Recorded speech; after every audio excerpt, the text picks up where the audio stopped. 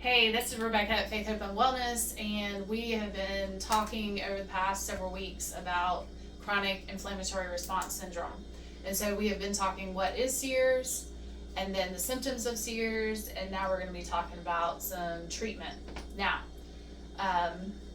number one, so Shoemaker has his protocol, and there are several different protocols that you can use. But number one is always you have to get out of the mold. So you have to get out of the moldy house, the moldy apartment, the moldy workplace, or let's say it's your school that you're going to. So it can be any type of building that you may have been exposed to, or it could have been something in the past and now you're out of it.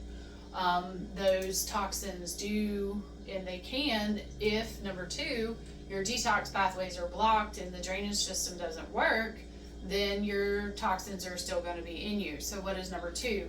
We have to open up those detox pathways and those drainage support. Well, how do we do that? You can do castor oil packets, you can do lymphatic drainage, lymphatic massage, lymphatic brushing. There are several supplements that can help open up the lymphatic drainage pathways. So that is a few things as far as detox. Obviously, the obvious ones are, making sure you're drinking enough water, making sure you're going to the bathroom, number one, and number two, pooping and peeing well, and you are sweating. And so that can be either going outside, doing Epsom salt baths, exercising, doing a rebounder, or doing infrared sauna, which tends to get a little bit deeper into the tissues.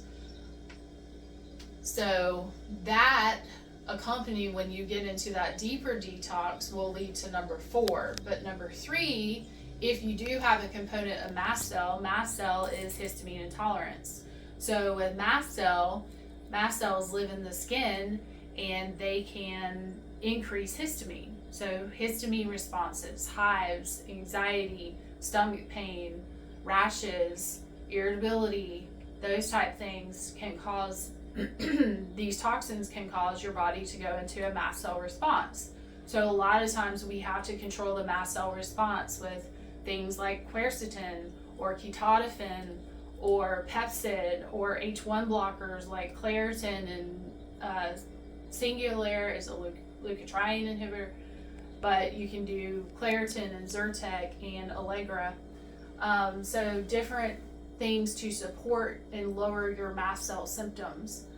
And number four, when you do those more detoxes such as infrared sauna and sweating and those type things and Epsom salt baths, you need to add on your binders.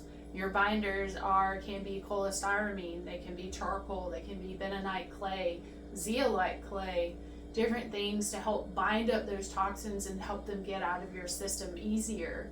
So these are just a few ways. We can go over some more ways in a couple of weeks from now, but make sure you always check with your doctor for healthcare information and treatment.